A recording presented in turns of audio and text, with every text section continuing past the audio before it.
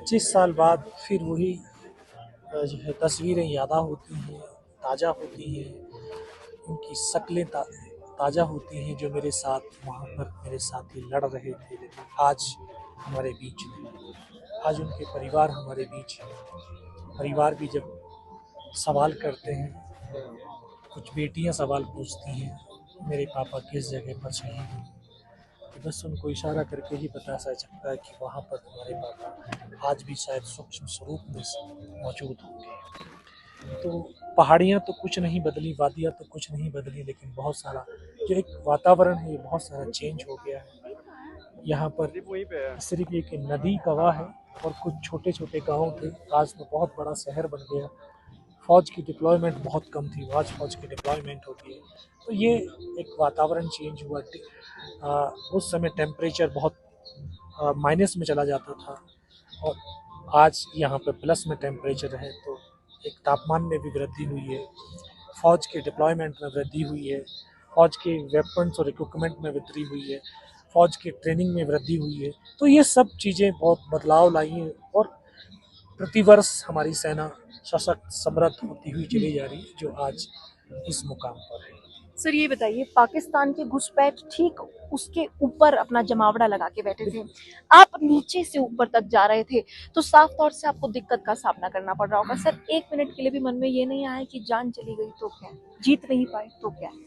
वैसे तो आप सैनिक हैं, ये तो आपका कर्तव्य है। नहीं, हारने का और मरने का ये तो एक जब वर्दी पहन ली है वो डर खत्म हो जाता है। दूसरी चीज एक ये है कि हम जीत सुनिश्चित है। हिंदुस्तान की फौज ने आज तक उसके पैर कभी लड़खड़ाए नहीं और उसके कदम कभी पीछे की तरफ नहीं बढ़े। तो जब वो कदमों से एक साहसी कदमों से आगे बढ़ेगा, शायद वो वहां पर तिरंगा नहीं फहरा पाया तो उसका साथी जरूर वो फहरा पाएगा। तो ये एक हमारी एक यूनिटी है, एक हमारी टीम है और वो टीम का आखिरी व्यक्ति भी अपने काम को पूर्ण करता है। यही हमारी फौज की सबसे बड़ी ताकत है।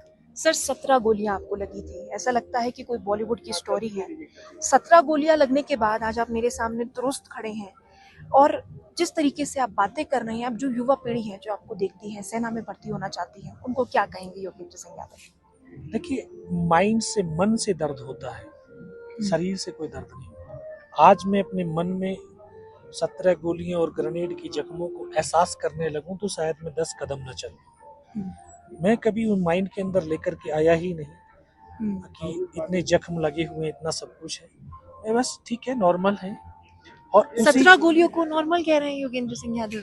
बिल्कुल नॉर्मल है। मैं उनसे तो नॉर्मल ही है, क्योंकि जिसके हाथ नहीं है, मेरे हाथ तो है, उनके लिए उनसे तो मैं नॉर्मल हूँ। जिनके पैर नहीं है, मेरे पैर तो है, मसल्स नहीं है, लेकिन ये नॉर्मल ही है।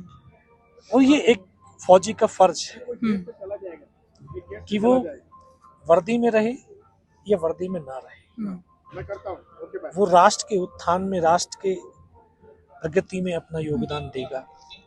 आज 25 साल बाद रिटायरमेंट होने के बाद में भी अपने युवाओं के साथ में उनको सकारात्मक भाव, उनमें एक अंदर एक पॉजिटिविटी भरने की कोशिश, ताकि राष्ट्र को साथ जोड़ सकें, क्योंकि राष्ट्र ही हमारी पहचान है, हमारा मान है, सम्मान है।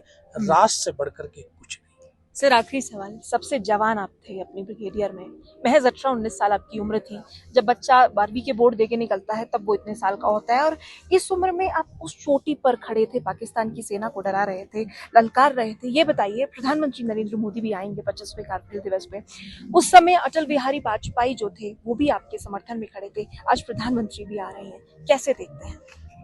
बिल्कुल, क्योंकि वो हमारे भी तो प्रधानमंत्री, क्योंकि हम भी इस देश के पहले नागरिक हैं, देश की सेना है, और इस हिंदुस्तान के प्रधानमंत्री हमारी सेना के साथ सदैव खड़े रहे। उस समय भी अटल बिहारी वाजपेयी खड़े थे, 1965 में भी हमारे जो है प्रधानमंत्री खड़े रहे थे। आज हमारे जो प्रधानमंत्री आज उस गौरवशाली इतिहास के ऊपर गर्व करने के लिए हमारे बीच आ रहे हैं, तो ये हमारे लिए फक्र की बात है।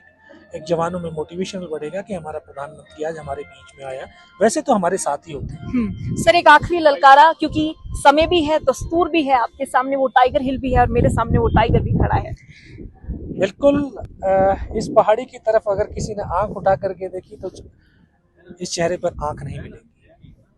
चलिए सर, बहुत बहुत शुक्रिया हमसे बातचीत करने के लिए। बहादुरी से योगेंद्र सिंह यादव ने अपनी बात रखी और बताया कि अब पाकिस्तान और चाइना को ललकारने के लिए भारतीय सेना बेहद मजबूत है। Thank you so much.